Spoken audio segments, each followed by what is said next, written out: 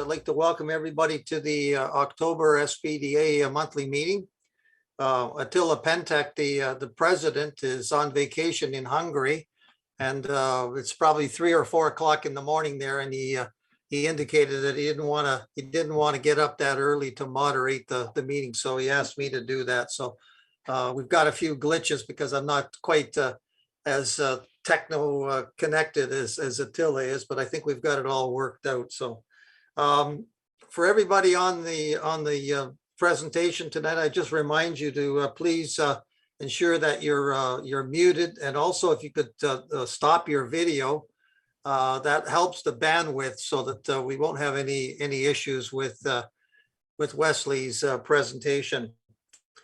I'd like to thank the 14 SPDA sponsors that we have. We briefly saw their logos, and it's something new that we've tried this year, and the response has been really fantastic. We've had a number of mining companies and also some of the contract companies help support the SPDA so that we can put on these Zoom meetings, which I think have worked out really well. If anybody is interested in seeing some of the previous SPDA meetings, we've recorded all of them starting in January, and they are available on YouTube. So you just go on YouTube and type in Sudbury Prospectors and Developers Association. You should see all of the videos for all of the presentations. This presentation is also being recorded and will be available as soon as Wes gets a chance to edit it and offer any positive or negative comments. So that'll be good. I think on that note, I pretty much got all the housekeeping covered. And if you want to take over, Wes, we'll look forward to your presentation. Just a quick introduction on Wes. Wes is the Vice President of Exploration for Inventus Mining Corp. And he's a registered professional geologist with 12 years experience in economic geology, including hydrothermal, paleo, placer, and magmatic mineral systems. I've had the pleasure of knowing Wes for a while. I've known his father a lot longer, and had some working relationships with Wayne during our Inco days when we were working on a project for Fort Knox up in the Shining Tree area. So Wes has been actively involved in the area northeast of Sudbury, and we're going to hear about the Rathbun footwall structure, a new Sudbury igneous complex exploration target. And on that note, I'll turn it over to you, Wes. Hi, everyone. Yeah, as Ed said, we're going to talk about the Rathbun nickel copper PGM footwall structure. It's a property that's part of the Sudbury 2.0 project, and like Ed said, it's just northeast of Sudbury. Can everyone see my screen? Can you see it, Ed? Yeah. Okay. So we started this project back in 2000, I think 18, fall of 2018, and it started because there's a parent company of us that we're invested in that staked the peak of the Tomogamy anomaly, which is one of the largest unexplained geophysical anomalies in North America. And they drilled a deep borehole into the center of it. And at around 2 kilometers depth, they hit a unit that was later studied and found to be a Quartz Diorite offset dike related to the Sudbury igneous complex. So we went out and staked this large land package, and it's 240 square kilometers. And since we started the project, we found a bunch of other offset dikes, and we've acquired this property called Rathbun, which is just east of Wanapitei, which is what I'm going to talk about today. So the Rathbun property is 15 kilometers east of the Sudbury Basin, and it's just east of Lake Wanapitei. And here you can see the outline of the Sudbury Basin. And then the red lines are all offset dikes around Sudbury. So the Rathbun property is a high-grade copper PG occurrence. There was a historic shaft there, and they mined semi-massive sulfides in the 1890s. Research conducted by an affiliate of ours in 2020 discovered Sudbury-type geology at Rathbun that was previously unrecognized. And we also identified a low sulfide, high PG mineralization in a silicious quartz diorite. And that low sulfide, high PG sample is the one in the bottom here. And then the net textured semi-massive sulfides at the top. And here's on the right are tables of some of the values that we got sampling this semi-massive sulfide and this silicious quartz diorite sample. And the sample in the middle is the first sort of sample we found there that indicated this could be Sudbury type geology at Rathbun.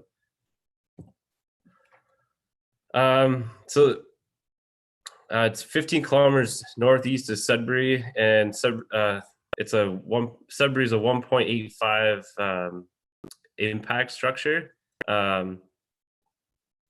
It's a nickel copper PG endowed melt sheet thought to be generated from an impact that fractured and brecciated the surrounding country rock. And then the sort of local geology in the Rathbun area is a 2.2 billion year old Nipissing gabbro that intruded 2.45 to 2.31 billion siliciclastic rocks of the Huronian supergroup. In the property area, there's also Sudbury breccia and post impact olivine diabase dikes. So immediately in the property area, there's what we call the Gauganda Formation, which is rhythmically banded to massive argillites, wackies, siltstones, mudstones, and it's all metamorphosed to lower greenschist facies. And also is the Nipissing gabbro, a fine to medium grained, locally coarse to pegmatitic hornblende gabbro. And it's locally known as the Wanapete intrusion. And it's below it is the Gauganda Formation. And occasionally in the Nipissing, there's disseminated blebby sulfide up to about 3%, consisting of pyrrhotite and chalcopyrite. So at the historic shaft, we found this inclusion-bearing quartz diorite, and it could easily be mistaken for Nipissing, but when you actually cut it and polish it, you can see textures like this. And it contains abundant inclusions of well-rounded aphanitic mafics and lesser arcosic wackies. So the exploration history in the area, the property was patented in 1889 and mined in the 1890s. A company called Dolmac Mines purchased the property in 1954. They dewatered the old shaft and determined it was 45 feet deep and there was 35 feet of drifting. They went there and did some drilling to try to find the high-grade sulfides and determined that the sulfides were cut off by a fault. The property was then acquired by Flag Resources in 1981, and they explored for mineralization in the Nipissing diabase. So until our study in about 2020, previous people who studied it, like Rowell, Dressler, and Lightfoot, they all thought that the semi-massive sulfide was Nipissing related. So when Flag Resources was exploring the property, they weren't looking for Sudbury type geology. And what they did a bunch of drilling and they described the low sulfide silicious gabbro, but they never took any of the assays. And from our work, we've realized that some of the low sulfide material can actually contain pretty high grade palladium numbers. So we have finally acquired the property in January of 2021. And here's a picture of a big blasted chunk from around the shaft, and you can see this recrystallized Gauganda sediment in contact with this stuff we call metabreccia, which is a Sudbury type rock. So in April 2020, we published a paper in Economic Geology called the High Grade Magmatic Platinum Group Element Copper Nickel Sulfide Mineralization associated with the Rathbun Offset Dike. And this was sort of the first study to prove an SIC relationship for the Rathbun occurrence, and that basically changed the exploration model for the property. So how we determine this is basically through the use of identifying quartz diorite dikes, which we did all over the Sudbury 2.0 property. And to do that, basically you'd find a geological field observation, so seeing what the dike's intruding into, and then you take samples and do geochem spider diagrams, and you get plots like this. So at Rathbun, because you see in the gray line here, that's sort of the average composition trace element pattern of Sudbury offset dikes, and the Rathbun quartz diorite is close, but it's sort of contaminated because of all the inclusions within it. So if you get a plot that is sort of similar to the composition of Sudbury offset dikes, and you could do some petrographic analysis. And in thin section, you can see features like granophyric quartz, which is in the bottom right here, and that's pretty diagnostic that it's probably Sudbury related. And then to basically put a nail in the coffin, you do isotopic age dating, and if you get a date close to 1.85, then you can be fairly certain that it's Sudbury related. So mineralization at Rathbun, it's stuff around the shaft is semi-massive, net textured, disseminated. It's primarily chalcopyrite pentlandite pyrrhotite with inclusions of palladium, bismuth, tellurium. And there's very large sparolite and gold associated with the IQD at the shaft. And there's also vein hosted to next net textured secondary chalcopyrite pyrite covalite. And here's another, this is the same table as before, but it basically shows you the grades of this net textured mineralization we're finding at this shaft. And it's very concentrated in palladium and copper.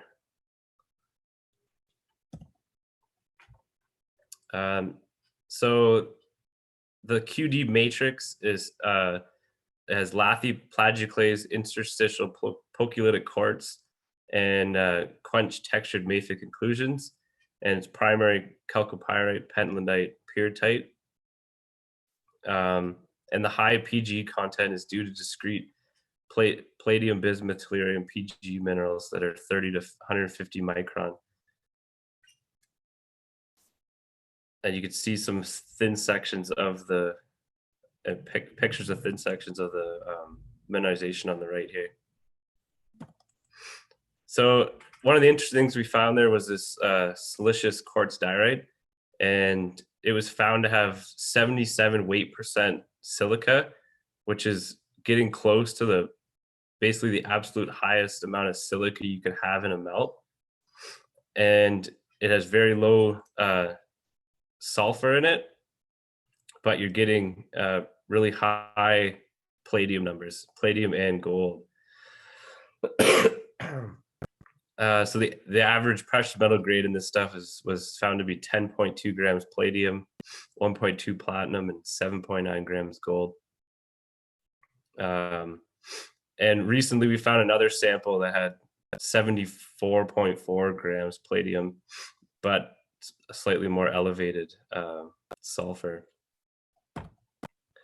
So the petrology of this stuff is basically quartz chlorite after amphibole with some biotite in it, and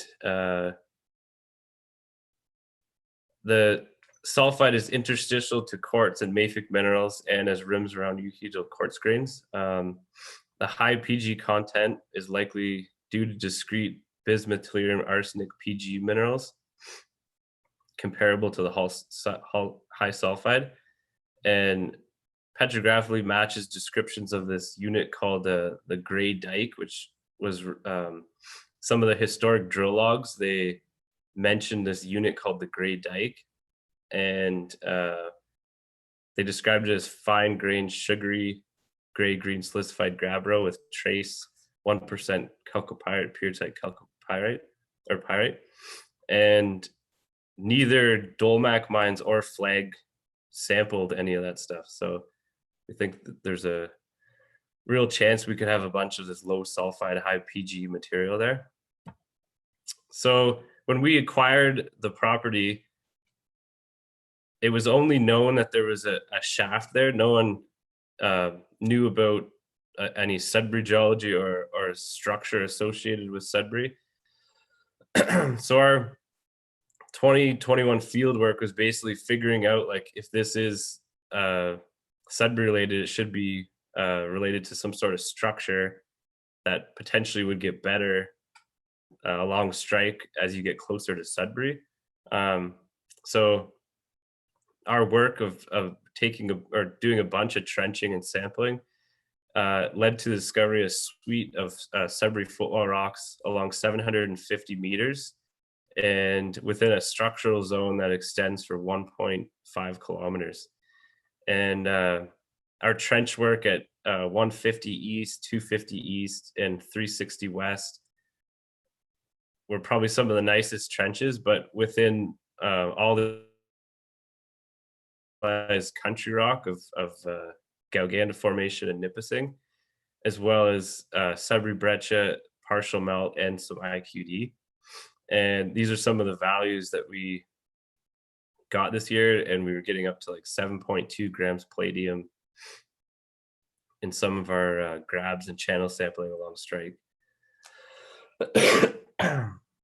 Another interesting to note is that Sudbury structures, when they, like offset dikes, when they go through mafic rocks, they tend to be more, there's a better correlation with ore bodies. And because we're right along the contact of the Nipissing, that actually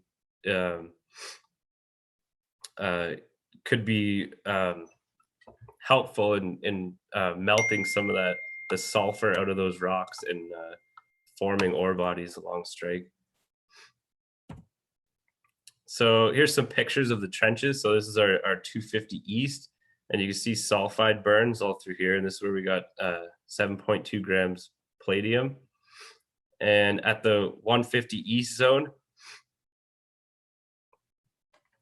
you can see this chloratized and sort of altered Nipissing with meta-breccia pods or inclusions cutting through it. And the picture on the right is that material. You can see up on the sort of top right of the photo is this meta-breccia with some sulfide in it, and then you see this altered Nipissing irregular contact. And so here's some of the sampling work we do with petrology. So here's a inclusion-bearing quartz diorite from trench 150 east. And within it, there's class of quartz gabbro and Hornfels gabbro. And you can see a picture of the thin section slab, and then in plane polarized light and cross polarized light. And this is a picture of recrystallized Sudbury breccia from trench 180 west. And it's similar to South Range Sudbury breccia. And then there's the plane polarized picture and the cross polarized.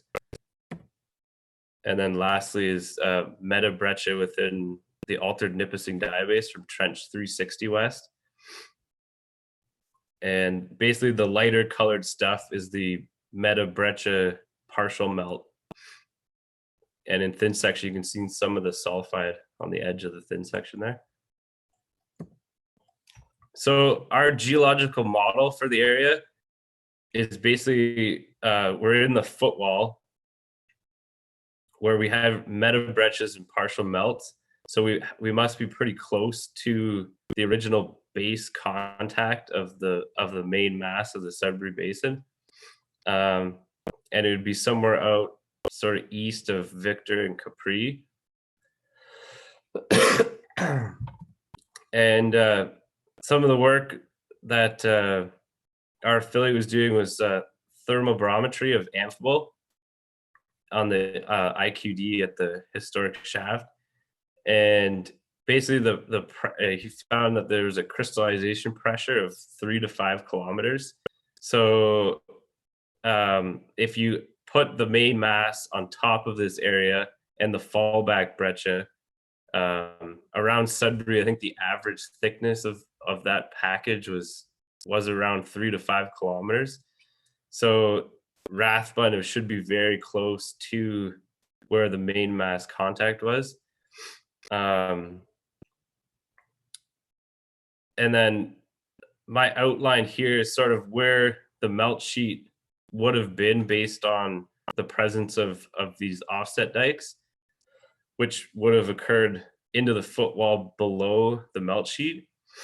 But I think that the thicker part of sort of around the peak uplift of Sudbury, where you get the thickest part of the melt sheet, it could have been somewhere in Wanapitei. And we could, there's actually a structure that goes through Wanapitei Lake, and you're seeing Archean rocks on the west shore of Wanapitei.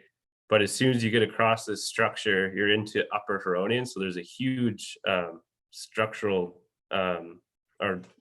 normal fault through there that would put, you'd be way higher in stratigraphy across this area. So it's definitely possible that the rocks on the east side of this fault were very close to the contact of the main mass. So for deposit comparisons, the trace element patterns of alkali versus silica of the mafic inclusions in the IQD match that of the Nipissing, and suggest thermoclinically eroded class that underwent partial melting in the QD prior to being chilled. And this is similar to both Coppercliff and the Worthington offset. There's similar petrology with Lathy plagioclase, poikilotic quartz, and primary amphibole to the Whistle offset. And there's similarities with copper-rich Sudbury footwall deposits, such as these vein-like ore bodies and other footwall deposits like McCready East. So our nickel, PG, gold, copper patterns for Rathbun versus other copper-rich ores of Sudbury footwall deposits, you could see the orange is the plot of Rathbun, and it very closely matches McCready East and Strathcona. And you see the same highly fractionated copper divided by copper plus nickel ratio of greater or equal to 0.9. And then there's also low sulfide samples that carry high PG content that suggest Rathbun is analogous to other low sulfide, high PG deposits around Sudbury. This type of ore deposit occurs as a late stage sulfide fractionation. And there's basically 2 environments around Sudbury that it matches. And that's footwall breccia hosted mineralization that's in close proximity to contact deposits. And some of those deposits are like Nickel Rim, McCready East, and Strathcona. And then it's also similar to footwall offset dike hosted mineralization that's associated with IQD. And this is particularly evident around the South Range breccia belt, and similar to Victoria, Frood, Stobie, and the Kirkwood. I think the Victoria deposit is probably a good recent example. And at Victoria, you got an indicated inferred resource of 760 million pounds copper, 1.3 million ounce platinum, 1.9 million ounce palladium. So it's a good, potentially a good target to be after. So at Rathbun, we acquired the property in the winter of 2021. We did our detailed stripping and mapping to try to figure out if we could extend from the historic shaft. We're very successful at that. So now the next stages are an initial drill program, testing these surface targets at depth. And then this winter, we want to do a 3D IP survey. So at the property, there's been a VTEM survey flown over it, which didn't show much of a response along this target. But we know that there can be low sulfide, high PG, and VTEM also doesn't see down probably below 100 meters. So we want to do a 3D IP survey to target low sulfide mineralization closer to surface. And then we want to follow a follow-up drilling on these geophysical targets. So that basically concludes my project, or my presentation. So if anyone has any questions, feel free.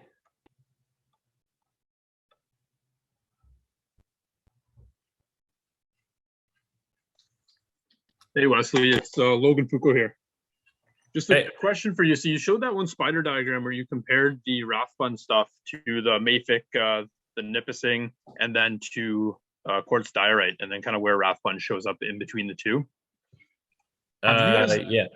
Have you guys looked at what it would, what a melt would look like if it interacted with the sediment that bounds it to the north, and how that would show up? We don't know, because we didn't really find the IQD with a lot of class of the sediment in it. Right. But say there's an intrusion that interacted with the sediment, you would have some mixing at that boundary point, correct?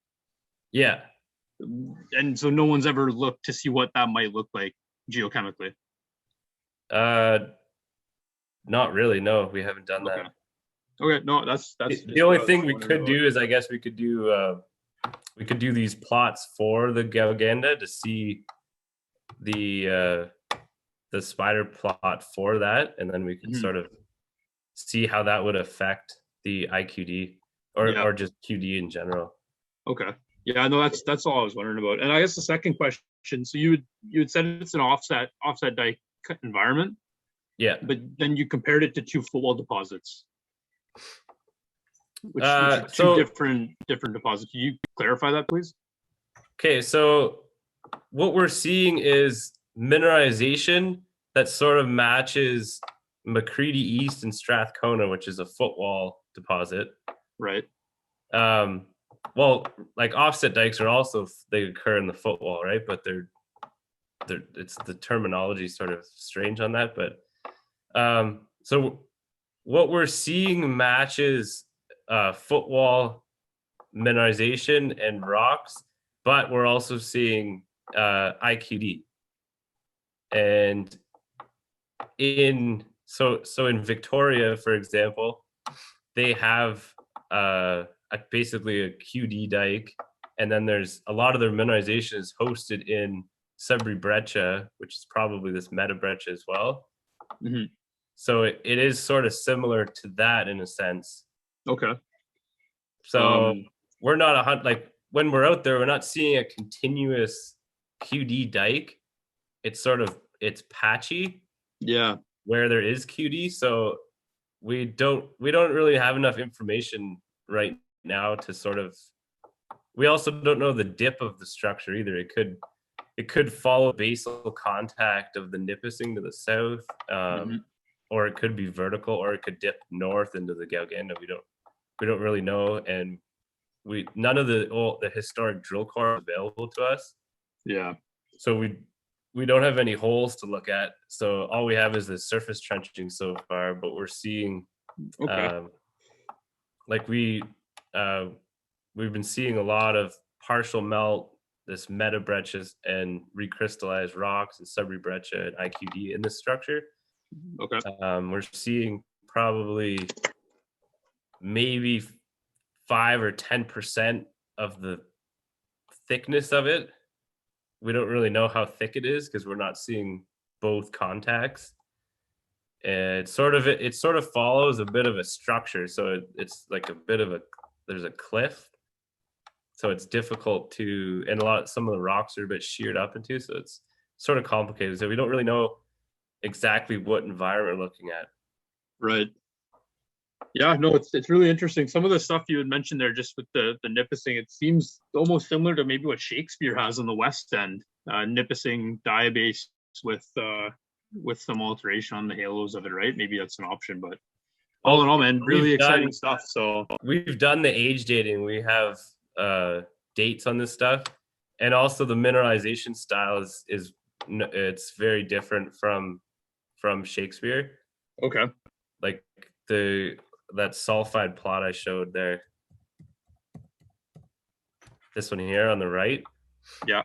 So you're seeing a sort of a fractionated melt where you're getting so McCready East and Strathcona.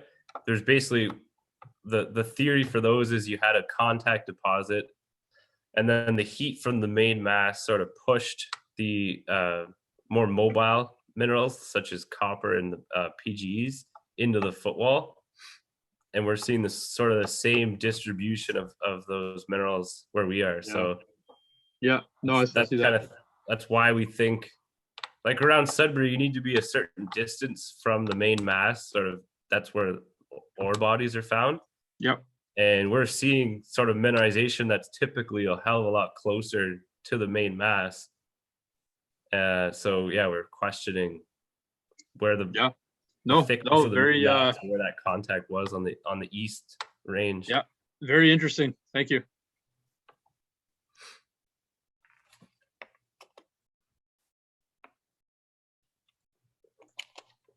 Wes, there's a question in the chat box that says I would say this is closer to offset QD.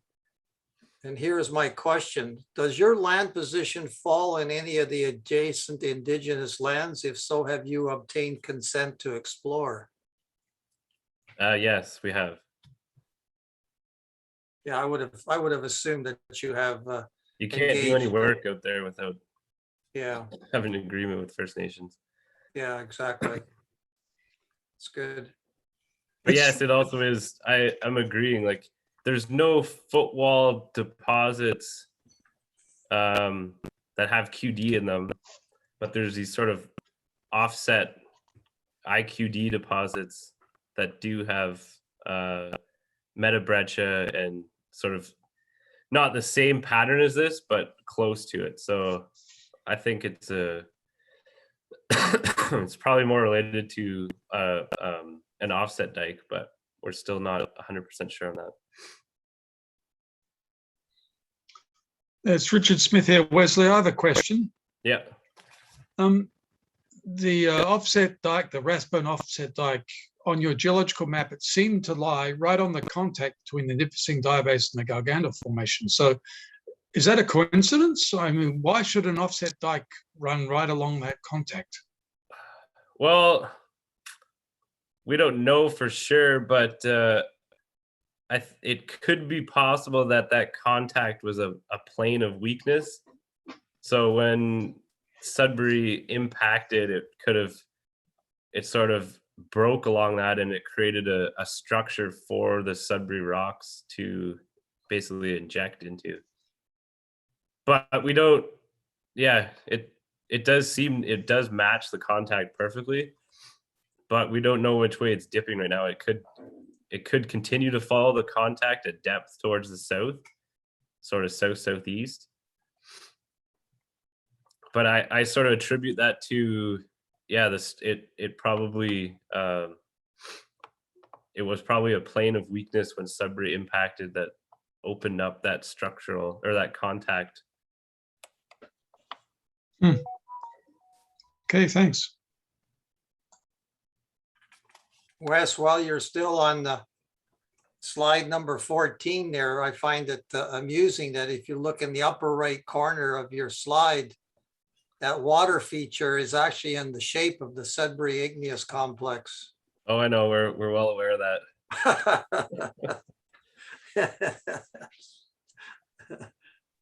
Actually, one of our drill targets is right in that swamp too. There's a there's a discrete mag peak along there as well. It follows the structure and it's just in that swamp.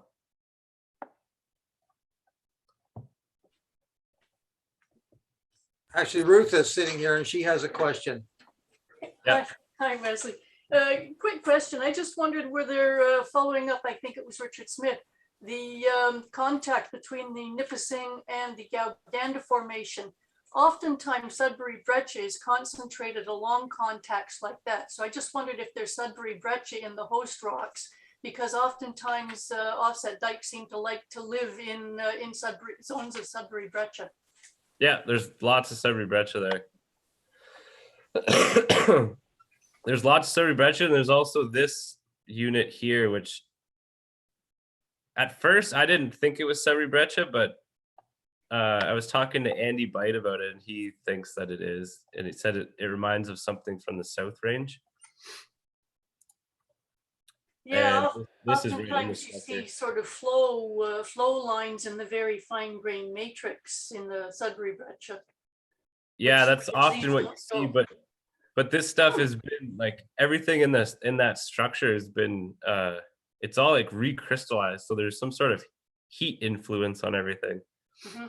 So there's some areas where you see sort of that typical flow banded Sudbury breccia, but then you start to see Sudbury breccia looks like this, where the flow lines aren't as easy to distinguish, and then the class here everything looks recrystallized. Hi, Wes. Can you hear me? Andy?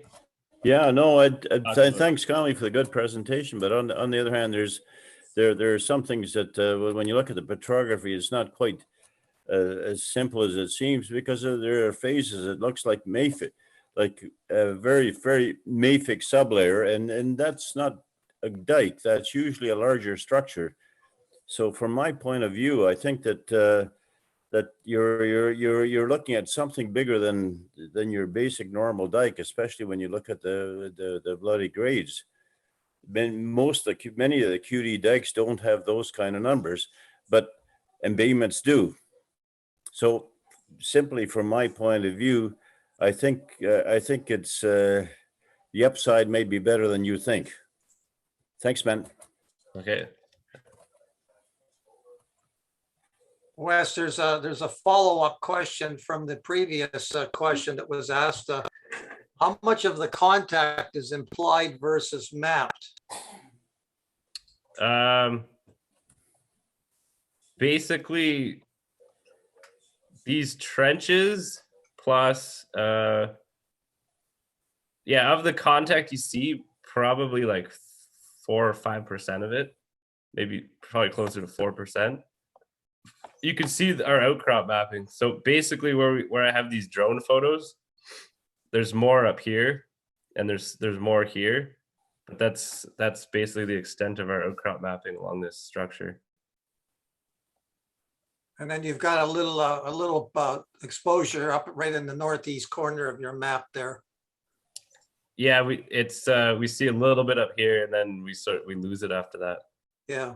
But that brings us to the 1.5 kilometers, and then you can't see anything past here because that's Lake Wanapitei onto the southwest.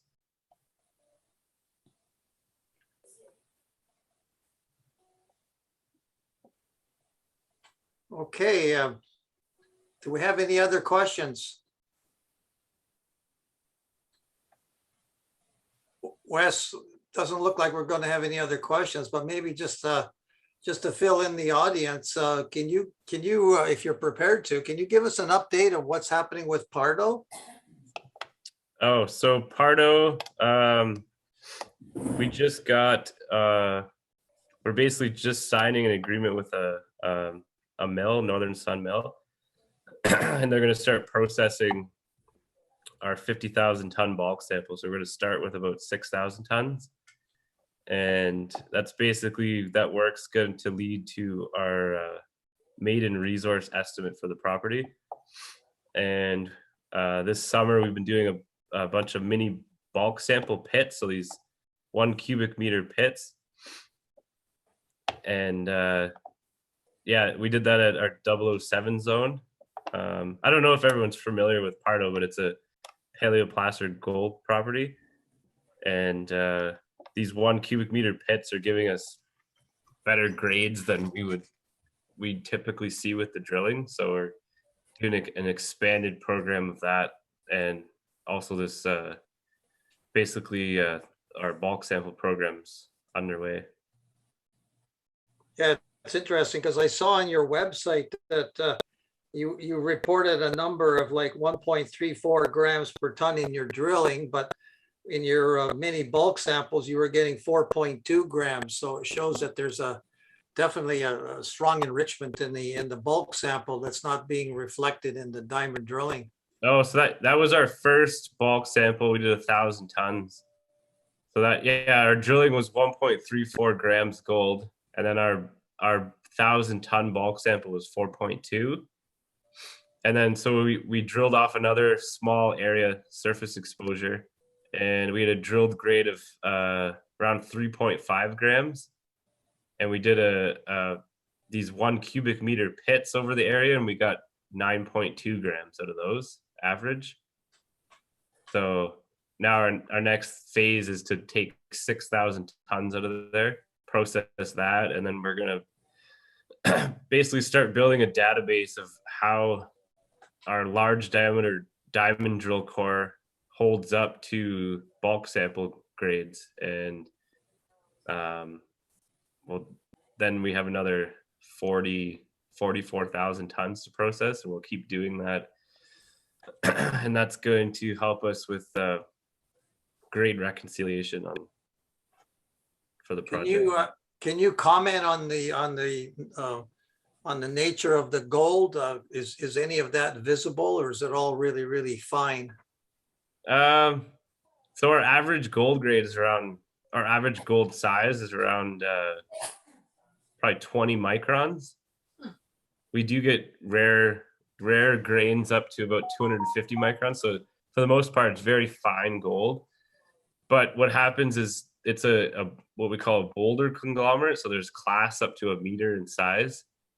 And the gold is sort of clustering in areas around these boulders. So when you put a drill hole into it, you don't always see, you don't always drill a cluster, and you don't always penetrate a lot of the matrix that has the gold in it. Sometimes you go into boulders. So we find when you take a bigger sample, you tend to get a better grade, and there'll be a size, maybe it's, I don't know, a couple 100 pounds of material where you'll sort of, at that point, you'll get the same grade every time. But what we've decided to do, instead of drilling it like Swiss cheese, is to go in there and just bulk sample it, because it's right on surface, and it's actually feasible for us to do and potentially even make money at it. Can you comment on sort of the aerial extent that this horizon covers, based on what you've been able to expose to date? Oh, so with all the drilling and the field mapping we've done, I've modeled the layer, and it seems like we've got about 14 million tons of this stuff. And it's still open in multiple directions. So, but the problem is the drilled grade, sometimes you're in a good area and you get a low grade, but you don't always know if there is the grade there. So we feel like it definitely needs more drilling, and the bulk sampling is going to help us determine sort of what the drilling says versus what the actual grade of the rock is. So there's a bit of work to do, but the bulk sampling is the next big step to sort of show that how cheaply we can extract and mill this stuff, and reconcile what the grade actually is of tightly drilled areas. Is there any other metals associated with the gold, or is it strictly gold? It's just strictly gold. Yeah. Well, that's good. I don't see any other questions in the chat box. Does anybody else have any other questions or comments?